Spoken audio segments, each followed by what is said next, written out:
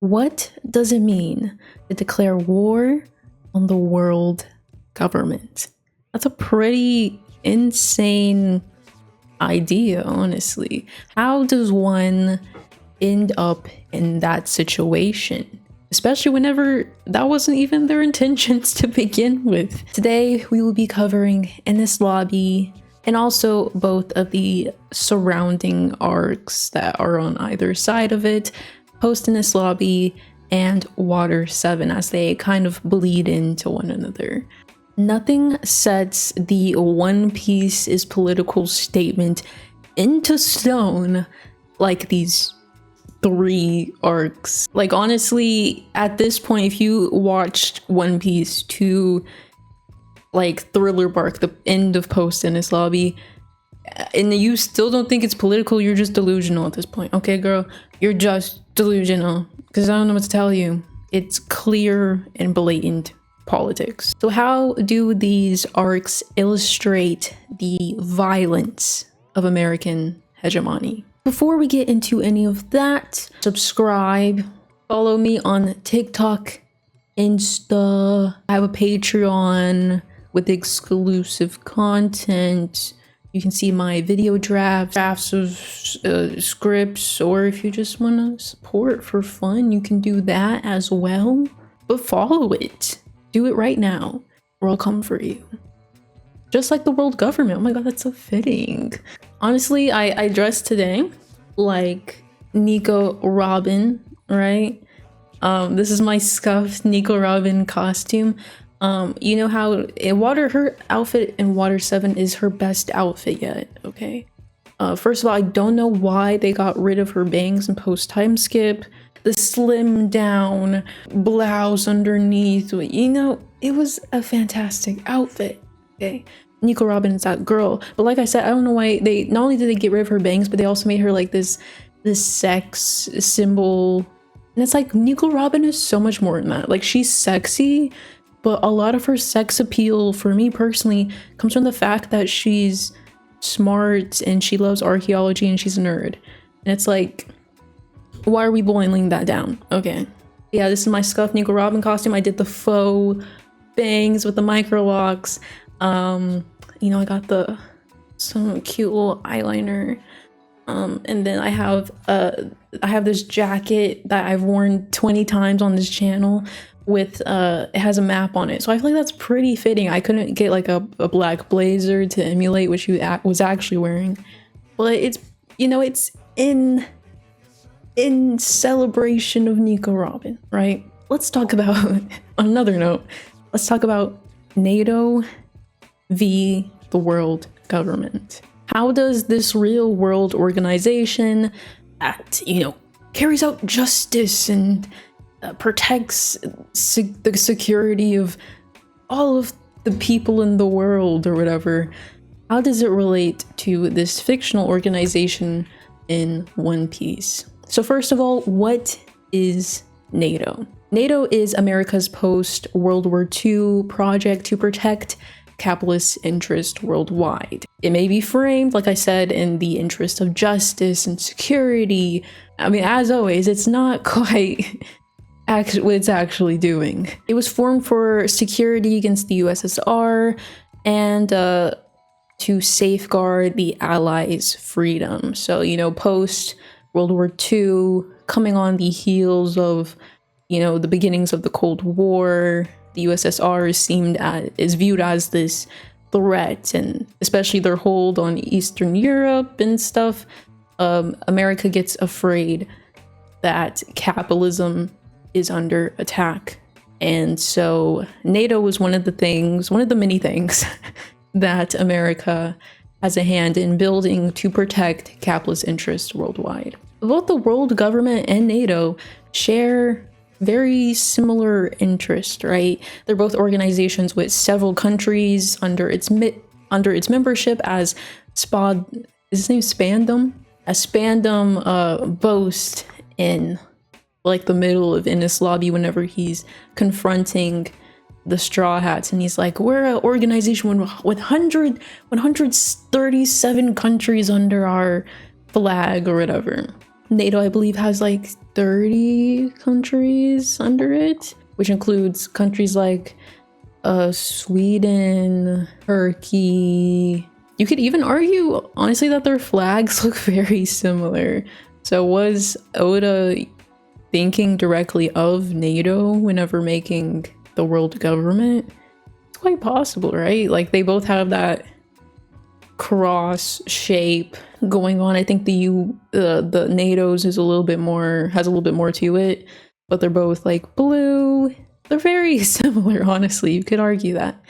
But maybe that's just a coincidence. But I think the most jarring thing that drew me to want to include them in this like conversation is that they both, like I said, use justice and the protection of freedom as this cudgel for their true interest, which are violence and the maintenance of capitalism. And Oda does an exceptional job at representing this exactly. I mean, it's a cartoon, so it's like very exaggerated, but like, is it actually exaggerated? I don't know. I'm not sure that it is, but there's this senseless violence that the world government constantly afflicts on the blue sea in general. And one of the main events that is used, since this is like Nico Robin's Arlong Park moment, or like her backstory, you know, is Ohara, or the Island of Devils, as it's called. Oda also shows how propaganda is utilized to maintain their image. Like, I think you can see it within the characters. They've all been like influenced to think that the Marines are this organizations that's there to protect them, and you know, maybe if I join the Marines, then I'll, you know, be protecting justice. But it's a very clear lie. And he also, I think one of the most glaring things that shows the violence of the world government is Ohara, and then also just the personalities and how they treat other people in this arc. Like the military officials are not kind and beacons of light and justice. They like you see in every other form of media and like the actual world, you know, I think we're all conditioned to think of the military as like a good thing. Like, I think that's a worldwide thing. I don't even think that's an American thing, but to think of military officials as this honorable thing. But a lot of times, especially in America, they're not really doing anything. Like, when you think about it, it's so frustrating, because it's like, why do we uphold this profession that is lying to us blatantly? You know, like, we grow up in America thinking that they are there to protect us, but it's like, but once you take a step back and you think, what are they protecting us from? You look at Iraq, you look at Afghanistan, you're like, I don't know, it seems like you kind of did that. Like, it's just confusing. But Oda shows that beautifully in that these military officials, these heads, they're evil, they're terrible people. You know, Spondam regularly calls Nico Robin the B word, and like kind of beats her up and hits her, and he's just a dick, honestly. And so is Lucci. Like, Lucci is violent in this very like quiet way, and they will senselessly use violence throughout the thing. Like, whenever they do the Buster call and they're like, I don't care if other military, like if other Marines that are there on the island get hurt, like just burn it down. NATO itself is also responsible for interventions and blowback, which we will discuss more a little bit later. But you kind of can see the parallels between that and Ohara, you know, this intervention on this island that was minding their business, and the world government as the attack with Ohara, and how they specifically attack them because the archaeologists and the scientists on the island were going against the interest of the world government.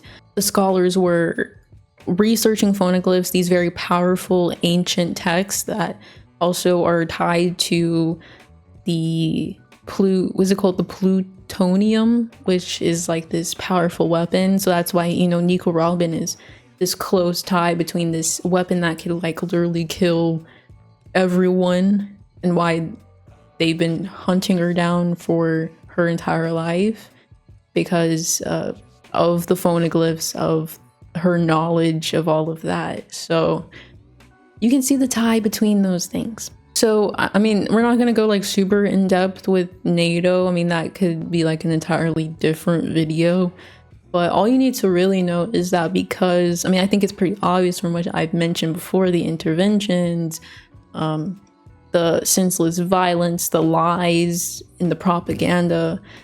All you really need to know is that because of this organization, many countries' citizens worldwide have a shaky relationship with the organization because of the hell that it's caused them. I mean, I think a lot of countries worldwide just have a shaky relationship with America in general, but NATO is definitely a representation of American interest worldwide. They're like the epitome of it. They are breeded from it, right? For example, Libya, NATO and British intelligence armed terrorists, their actions during this intervention in this coup that they did in Libya sent the country into even more chaos than it was before. And so now you have the country still, to my understanding, still hasn't really healed from that moment. So that's just an example of blowback of the interventions, but we'll talk about them a little bit more later. But also when talking about NATO, we have to talk about, I think it's a good moment to talk about Ukraine as an example of, an even more example of NATO not really being in the interest of the people, not really serving to protect and for justice, right? They're not doing something just, they're only doing things for their own interest, for capitalism. It is a war that at this point, in my opinion, is almost as much of America's fault as it is Russia's. I don't know if that's a big statement, but America, like with, you know, Palestine and Israel, has a really big hold on this war and could bring it to an end, or at least try to. But America isn't even trying to. They're using this war as a political pawn to gain more members in NATO. While this war has been going on for the past 2 years, they've brought in, I believe, like 2 countries into NATO, one of them being, I believe, Sweden. I can't remember what the other one is, but I'll put it on the screen. All the while dangling membership in Ukraine's face. And they're also sacrificing Ukrainian lives to maximize American profit. You know, they are selling old American weapons to Ukraine so that they can be used in the war without having to put American bodies on the line. Like this is like something from like never before, right? In a lot of other wars and that we've had a hand in, you know, Vietnam. I mean, there's so many, Iraq. We have had our bodies on the ground fighting as well, but with Ukraine, we don't even have to do that. We can just sell them weapons. There's no cost, there's only gains. And you have American officials in the government saying exactly that, like saying it point blank, period, that this war costs them nothing. And that's why it's exceptional and that's why it should keep going. There's also the Buster call, like I've said, with Ohara and also in Enies lobby. I was trying to think of like what could the Buster call be similar to. And at first I was thinking like nukes, because, you know, Buster call is like this annihilation of islands and cities, and just it literally goes in and it wipes everything out. So I was like, what is similar to that? I was thinking about like maybe nukes testing. There's not a lot of examples of actual nukes being used other than Japan. That didn't really feel on the nose for me. But when I saw in the Buster call in this lobby, I was like, oh my god, this is Gaza. It literally just looked like Gaza. And so I was like, oh, this is just senseless bombing campaigns. I think that's the closest thing that to a real world example. America, NATO have had a really big tie to a lot of senseless bombing campaigns. One of the most recent, like I said, being Gaza, which we fund and facilitate the murdering of over 30,000 people, 15,000 of them being children. There's also Vietnam, which when I was researching is regarded as one of the most intense bombing campaigns in history. A reported 7 million bombs were dropped on Vietnam, Cambodia, and Laos during the war, which is double the amount dropped on Europe and Asia in World War II. Like, it's 7 million is freaking insane. It's possibly the largest aerial bombardment in history. And I also made a note that Vietnam is probably the subject or incident that kind of radicalized me. Like, I think in my school, I was actually taught way more than a lot of other people were, which is surprising because I went to school in Texas. Okay. I went to high school in Texas. Like, and it was a liberal institution. Okay. Everybody there was a lib to the max. They were either a lib or subtly reactionary Republican. But the things that my teachers taught me were actually like probably some of the things that radicalized me. In my English class in my junior year, we read MLK's letter from Birmingham jail, which he literally talks about white liberals and how dangerous liberalism is, and how it's, I mean, Malcolm X has also said the same thing. But I then went on to put that quote in Ain't I a Woman, which is my first video essay. But I think Vietnam especially, which I was taught about, we were also taught about the Marshall Islands and the Bikini Atoll and all the nukes testing that went on there. And I'm like, I don't think anybody knows the Marshall Islands and the Bikini Atoll even exist. I don't even think they know that's a place. So it's just surprising that I was taught about that stuff. And I think my history teacher just was very honest about America's hand in violence in a way that was just like really surprising. Yeah, I think the atrocities, especially the My Lai massacre, just really stuck with me. Seeing like the protesters that were didn't the protesters during the Vietnam War at like college campuses, and there like an incident of them getting like shot by the military? I think seeing all of that and how the military had a hand in like controlling the narrative, and how it really reflected wars before then, and how because nobody could actually see them, like Vietnam was broadcast every single day to my understanding, but before then no other war was broadcast like that. So it's kind of similar to Palestine that way, where it's even more so, honestly, because back then the victims of the Vietnam War and America's hand in it couldn't, film what was going on for themselves. But now the victims of Israel's attacks can literally post on TikTok what's happening. So I don't know, Vietnam just was one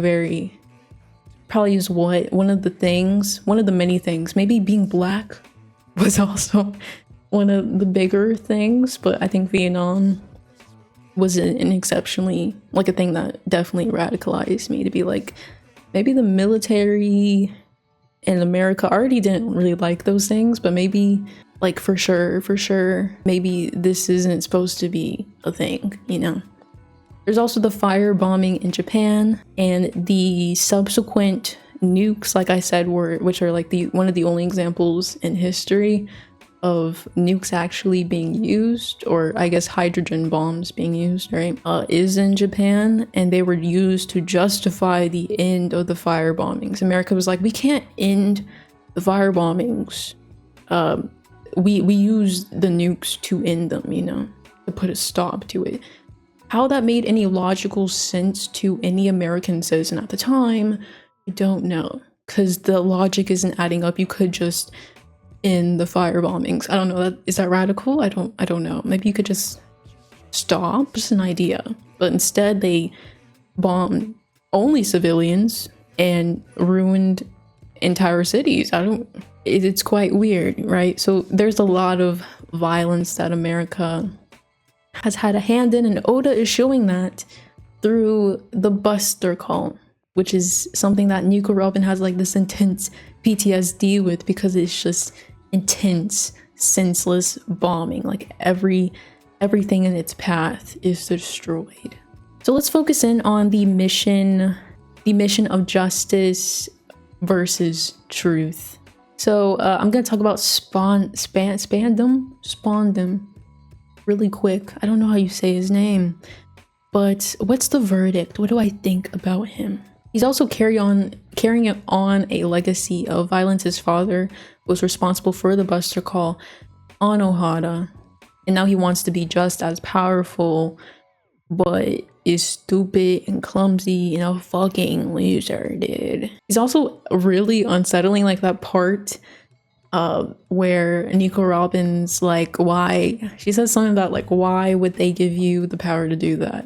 And he was like, what did you say? And his head like cocks over. It's such a good moment. And it's kind of like this Luffy effect where whenever, because his character is so silly from the jump and you really don't take him seriously, whenever he switches in an instant from being silly to being this like power hungry freak to being like really serious, it's like exceptionally effective. I think that's why Luffy is also a really effective character. The contrast between what he's like normally and whenever he gets really serious. So masking your violence behind a mission of justice. CP9 is very clearly evil, yet they still throughout Enies Lobby maintain this message of that everything they're doing is in the name of justice. Like they never drop the act, which is so weird to me because I feel like with, you know, with Nico Robin and with the Straw Hats, it's like they're your clear enemy. I'm like, you can be honest with them, you know, like it's just you and Nico Robin Spandam. Just be like, I'm not doing this for justice. I'm doing this because I hate you and I want the city to burn and I want to have all of the power. You know, just be honest. Like you can be honest with me. You can be honest with me. It's just us two, you know? But their motives are exceptionally clear. Like I said, Spandam wants power and control. He loves the violence. Lucci also is a very violent figure. Once again, uses justice throughout in this lobby, but it's like when you see his background, he's an exceptionally violent figure, even when he's like a teenager. So relating the world government's mission of justice even further, you know, beyond Ukraine, beyond all the senseless bombing campaigns and all of that, let's talk about the interventions relating to, you know, this fight for justice, this fight against communism, which is evil, but we never really say why it is evil. It's just evil. And we're definitely not. And so on that note of us definitely not being evil, let's talk about CIA coups. There's a crazy amount of countries that America has interfered on, but these are the major examples and they all, I chose C countries. This was a coincidence, but it's a little fun. I don't know how fun it is because we're talking about people getting assassinated, but it's cute that they all have C. They all start with a C. Yeah. Okay, so let's talk about the Congo. Patrice Lumumba was the first prime minister of the Democratic Republic of Congo, and he was overthrown just months after being democratically elected by the people of the country. He sought help from the UN because he could like see it coming. It was very clear that they were trying to put another guy in his place to assassinate him and all of that. So he tried to seek help from the UN and then also subsequently the USSR after the UN just didn't help him at all. They were like, there's something we could do, our hands are tied. Mobutu was secured as the opposition by the US and Belgium, who Belgium had just, like the Democratic Republic of Congo had just won their freedom. Belgium had just occupied them, did terrible acts of slavery against them. That's also something I learned in school. I don't know if anybody else did, but Belgium wanted to, and the US wanted to secure their interests to get closer to the resources in Congo, which was the main reason why they enslaved them in the first place. So right after the Congo was liberated, I just think that's so sad. Like, you just got through with slavery and being put, you know, people were shipped to Belgium and put in human zoos and stuff. And it's some of the most graphic depictions of slavery, people's limbs cut off, just terrible stuff was happening in the Congo. So you're just liberated from that, and then you can't even have one leader for like a year. You can't even have him for a year before he gets assassinated. And now we have, you know, the mess that's going on in the Congo, which is directly influenced by this coup that happened. That now the Congo is still in a state of disarray and they're in a civil war. Like, they can't have anything. It makes me so sad, okay?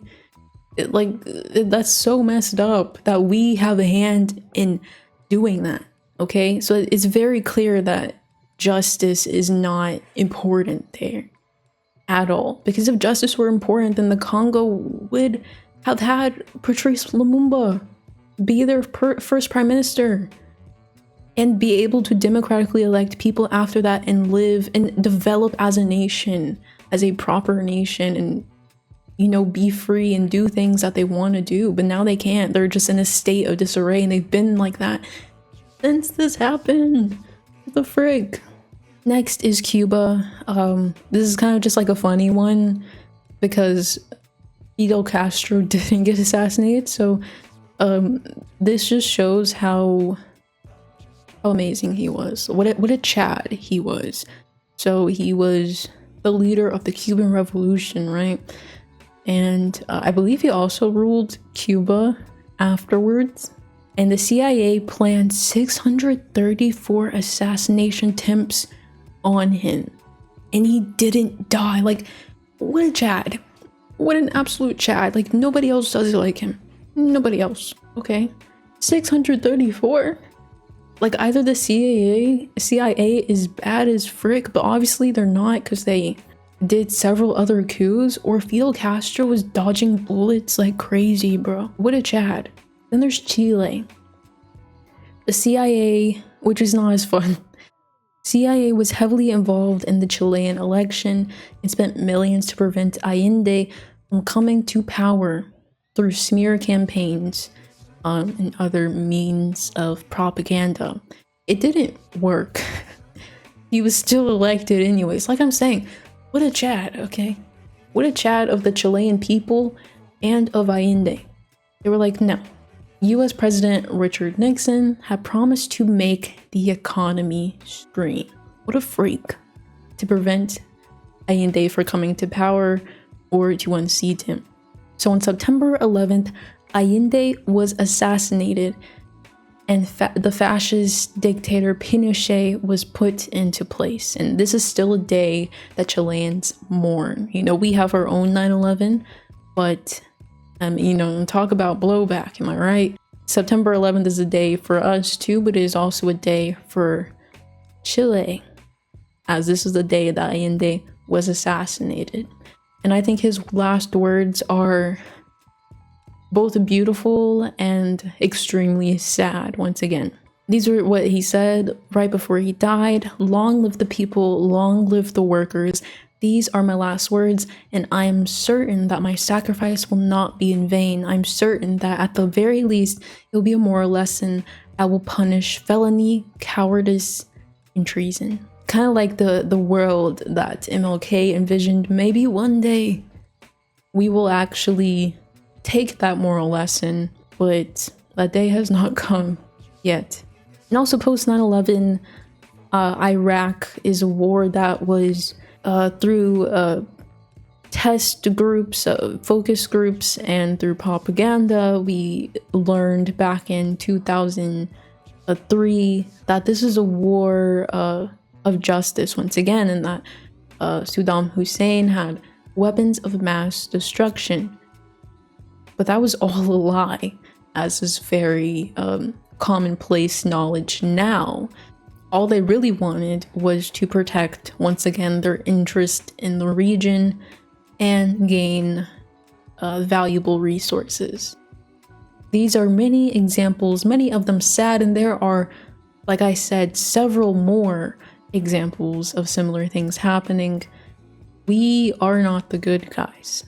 We are the world government. When you watch a One Piece and you look at the world government, you're like, they're against Luffy, so they're bad, right? You know, very clear relationship dynamic that's created where you're supposed to not like them. And I think most people, obviously, when watching One Piece, don't like them.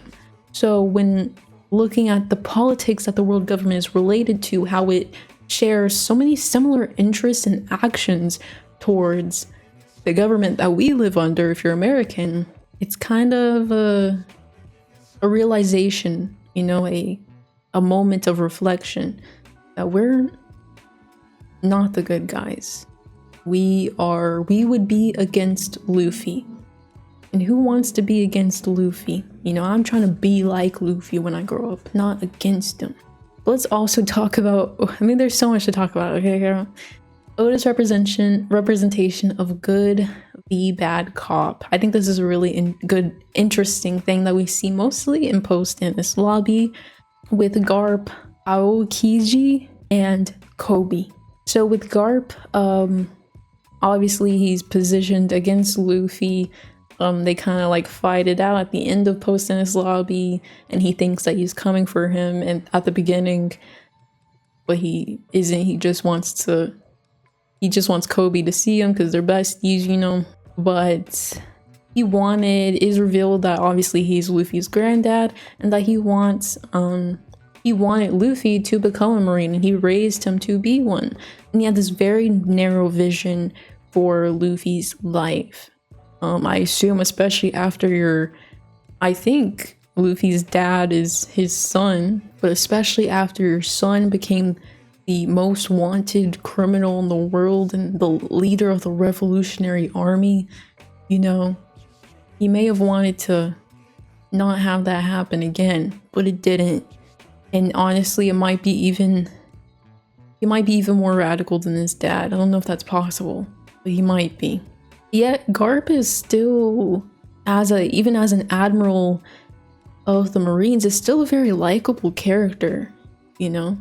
And so far isn't like outwardly corrupt. You know, he's still the head of an institution that is exceptionally violent, as we explored, but he's still like silly and funny, and you know, you kind of like him. He's not a Spondum figure. He's not like a complete foil to Spondum, but he's more neutral. He's you kind of sit on the fence with him. It's a confusing dynamic, especially after Enies lobby. Is he good? Is he bad? Right? Now for Aokiji, there's this moment in post-Enies lobby where he's talking to Nico Robin behind a wall, and he says, it's honestly like almost as if he's looking after her, and he says, Ohara lives on. He basically insinuates that he has kept Nico Robin alive this entire time. In a way, has looked after her since Ohara, but he also had a hand in like killing her bestie, who was a giant, literally froze him to death, and also, like I said, is ahead of a violent regime that just obliterated the island that she's from. But yet he still has this like weird, like brotherly way of looking after Nico Robin. At least that's what I kind of got from it. So it's a weird relationship that Oda is kind of making with these figures that we wouldn't. It feels like you're not supposed to like them, but yet they're still charming. You know, Aokiji, he rides the bike, and he's a little silly sometimes. What was it in right before Water 7, he was like napping on a random island or something. I don't know, he's silly. I don't know if it's like a good people do bad things situation, or like a radicalization comes for everyone. Like, what is Oda trying to say, I guess? Now there's also Kobe, who we are introduced to as basically like Luffy's first bestie on his journey, but he wants to become a Marine, and at this point in post-Enies lobby, he has worked his way higher up the ranks, and now is saying that he wants to become an admiral. And when we see him, we're like happy to see him reunite with Luffy because they're besties, and we're like rooting for him again to get stronger along with Luffy. He's still a friend. So having these characters that conflict, it's just like this really confusing dynamic where you can't really, it's not black and white, right? You can't really like pick a side on.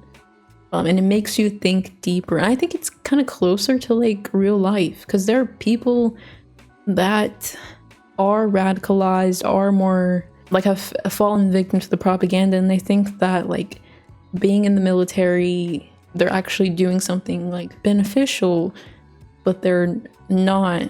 But it's not like Luffy is trying to like steer Kobe in the right direction. He's like rooting for him. So it's this really interesting dynamic that Oda is making. It could be a message on the propaganda that not all people on the wrong side are ill-intended. Some think, like I said, they're doing the right thing. It is like really weird, especially in Romance Dawn, for Kobe to recognize how kind and amazing someone like Luffy is, and recognize that he's villainized and seen as a criminal by the organization that he is in, but yet he still pursues that career. I just think that's weird, right? Because you see that should be a clear indication that maybe this organization I've looked up to is pursuing the wrong people. I've also seen, I don't know if it was in the comics section or when I was reading on like Reddit or something, but I've seen other people allude that Oda has this really good understanding of the good cops like path, and that he sometimes will show characters that are presented as a good cop either dying or leaving or becoming part of the system. So we haven't really like seen that yet, so I don't really know if that was like a lie or what.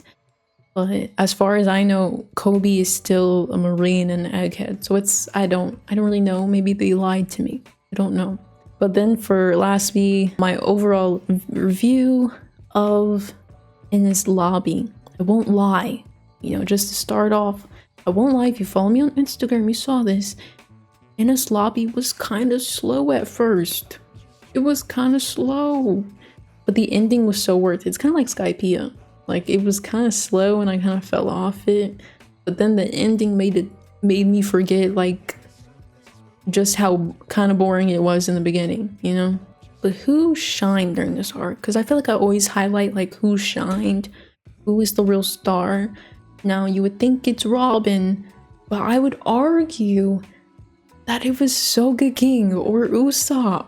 Water 7 and Enies Lobby really rounded out, I feel, Usopp's character. Through the alias of Soga King, he was able to come out of his shell a bit and be a lot more brave, not as cowardly, which is something that Usopp has struggled with this entire time.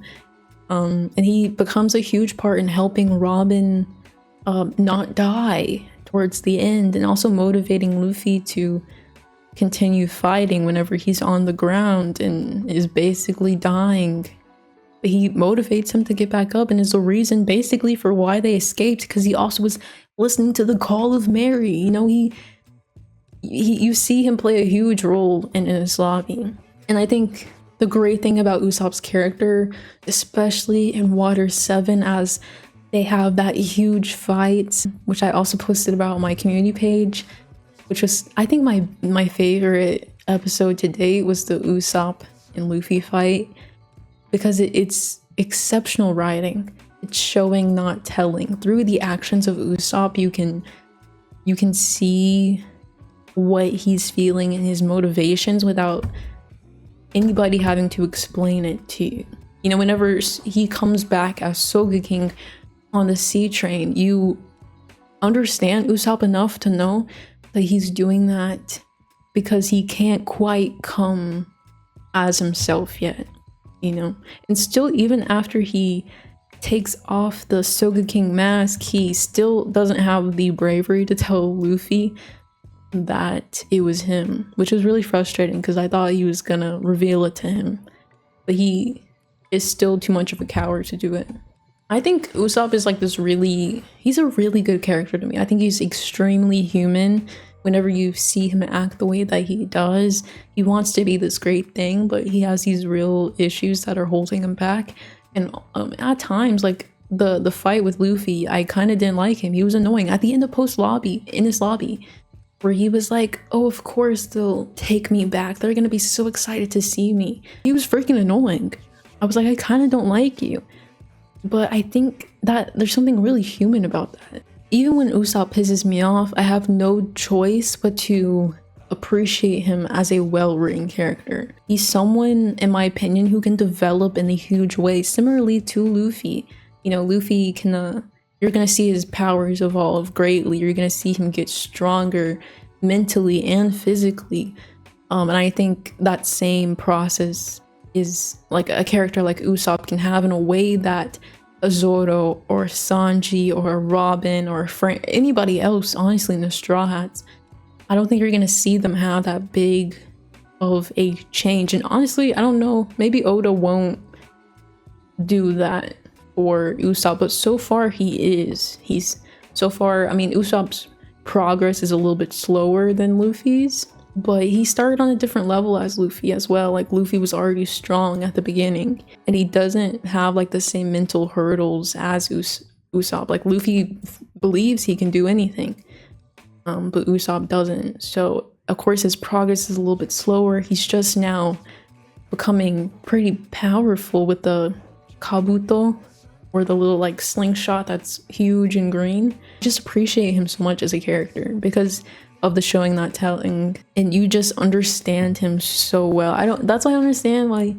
people don't like Usopp. Like, he is annoying sometimes, but he plays a huge role and is so well written. Like, I just have no choice but to appreciate him. There's also Luffy and Lucci's epic fight, and you got to see Gear 2 and Gear 3. I love how Luffy was grateful for meeting all the CP9 members because he basically was able to take their powers and use it against them. Not as effectively because he could only use it for so long, which I don't quite know why. I don't know if it's because he's made of rubber or why he has like this time limit on it, but it was such an emotional fight, like that climax where freaking Usopp's yelling at him and then he gets up and he's like, of course. It's so good, bro. It's so good. He also was like, I won't fall until I've beaten you, and he doesn't. And that part where he stands back up and he grits his teeth and you can see the blood coming out. It's like so good. You feel whenever Luffy's like stumbling around, whenever he's hurt, whenever he's sad, like during the Usopp fight, you can feel it too, bro. Like, because like I said, he's not normally like that. It creates this huge contrast where you just feel like, you know, that this has taken so much out of him for him to be feeling this way. And honestly, I feel like Enies Lobby is like a lesson on friendship. Like, this is the type of friend you want to have. If they aren't Luffy, if they aren't acting like Luffy, then drop them, honestly. Because I want someone who's gonna literally almost die for me, okay, honestly. You know, I want someone who's going to beat up a leopard until they can't move their body anymore. And they are literally impaired and temporarily disabled and they can't feel their body. I want that as a friend, okay? If you aren't willing to fight a leopard and become disabled for me, then like, are you even really my friend? Like I said, I think Luffy being the main character, this is like a really good example that he is supposed to be the main character because of that contrast. If Zoro was the main character, this show would not be as effective as it is. Zoro is definitely not going to go on that huge of a evolution. Like, you can see it happening. He's been pretty static up until now. Like, he just got a new technique or whatever, but I mean, he wouldn't be as effective of a main character as someone like Luffy, who is small and people underestimate him and he's silly and stupid, but he's going on this exceptional journey in a way that the other Straw Hats can't or won't for whatever reason. That is all for today. I know this is probably a long one because I just had so many thoughts and things I wanted to share. I think Enies Lobby is an exceptional arc for talking about politics. I think that's why a lot of you were kind of mad at me when I was like, Enies Lobby is slow on Instagram. We're like, what? Huh? But let's be honest, it was slow, okay? It was slow at the beginning, okay? Just be honest. But was it exceptional for politics and so rewarding at the end? Yeah.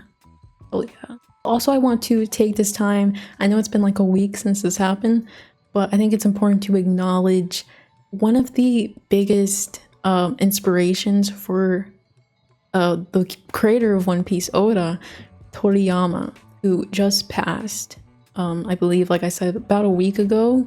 Without him, we would never see mangas that we, or animes that we grew up with, like One Piece or Naruto, or a lot of these creators wouldn't have made these types of characters. This message and these lessons of self-actualization and self-love that you see the main characters go on, you know, that came from a Goku who was that character who had these moments of self-actualization, self-love, these moments of inner reflection. It's a very Japanese thing, which is why I freaking love anime, because you don't see characters like that in the West.